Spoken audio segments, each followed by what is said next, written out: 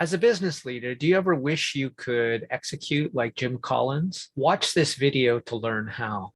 This is a brief overview or book review of Beyond Entrepreneurship 2.0. So it's an update of his original book. So it's got some new insights, which he likes to call Jim's insight from 2020. It's a great book. I never read the original, and that's totally okay, given this is a modern era and is rather different than when this was originally written. This could easily become a series because I think there's so much to cover. But before we start, if you find any value, any insights in here worth sharing, please share this video with another person, subscribe, like, and so on. And if you have any questions, please reach out. Thanks. Things that jumped out at me while I was listening to this book. What I like best about his books is he is an empiricist. He uses data and proof.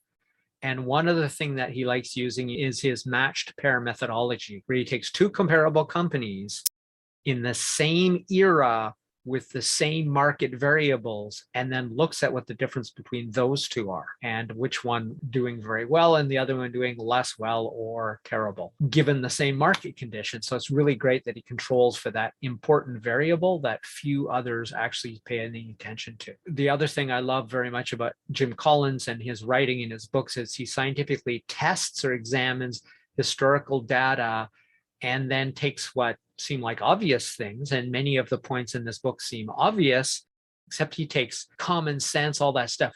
Of course, that's the way you do it. That's the way I do it too. Except he actually tests to separate the common sense or the obvious that works from the obvious that doesn't, using that more scientific methodology and looking at that historical data. His first thing that really jumped out to me, first who, then what, and I've added another phrase to that, or fail. That is, he says, unless you have the right people on the bus, the greatest idea in the world is likely to fail. But if you have a fantastic group of people and a mediocre idea, and he cites several things, including a lot of the Pixar movies, that oftentimes they started out kind of sucking, but they had a fantastic team. And so by the end, you have legends like Toy Story and other ones that we all know and love now. Frozen. A lot of these stories started off pretty bad in their first screening, but they had the right people. And that's kind of his point, that without the right people, even the best idea could be in trouble. And with the right people, a very unremarkable idea could be made into something amazing. The next thing that he does, that he talks about leadership style and dispels the myth, especially the myth of a genius with 1,000 helpers. Not every great company has a leader like Steve Jobs was or became later on. Really what he talks about is how there are all stripes and types of great leaders. They share common traits, which I don't have enough time to get into in this review. This is probably going to become a series, and I can go deeper into that. But the main gist jumps out at me as he talked about empowering individuals to be their best. That means they can make decisions that cost the company money, appropriate to their level, to do best according to what's coming next, which is vision. So vision for Jim Collins, and the way he describes it here, is Jim's view from 2020. Those are the updates he added throughout the book to give his view from 2020 with respect to the original material and any updates in data and insight he had there. Vision as a purpose beyond profits. It answers the question, as a company, what cause does your company serve? This isn't a description of what you do. This is why you do it. Another analogy he made, which was actually quite clear, is it was the guiding star, the North Star, that could help the company endure beyond the life of you, the leader. Basically, the idea is that it will outlive the current leadership, and that will keep the company going. The whole goal is exactly that, to assure that what made the company great will outlive the current leader, will outlive you as the leader. So that's the North Star. That's where you always cite to when you're not sure. And that is probably, I think he talked about like 100 years. That's the enduring core beliefs and goals and purposes, your core values that never change. But then he talked about a mission because he wanted to separate those two. A mission is the mountain you're on. Now, he talked about this as the BHAG, which I learned from this book that he had invented that phrase, the big, hairy, audacious goal, And then that big, hairy, audacious goal, of course, has to be very inspiring. And he gives it a time frame of about 10 to 25 years.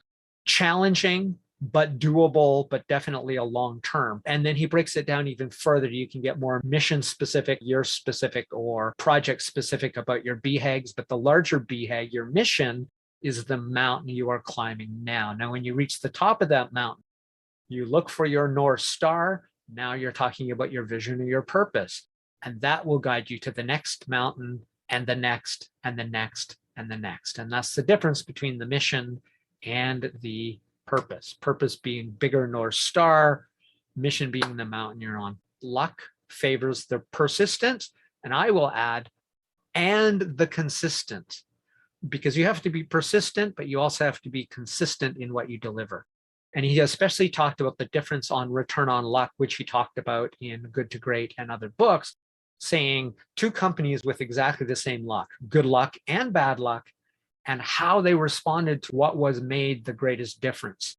Luck can really serve you or go against you, but it's also how you deliver on that return on luck, your response to it. Now, he defines luck in a way I really like, because people who are sort of like, oh, luck doesn't exist. Can you honestly tell me that conditions which are an unexpected and beyond your control do not exist? COVID-19 comes to mind, which is also beyond your control, but how you respond to that luck matters more than if it happens, because it happened to both controlled pair or matched pair companies in all of his studies, all of his books. And then later on in the book, he introduces a map which talks about inputs and outputs.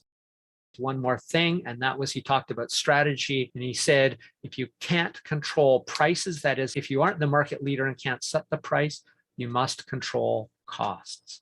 I will continue this book review in the next one. This has been Crush It Club number 114, How to Execute Like Jim Collins. My name is Tim B. Green. Bye for now.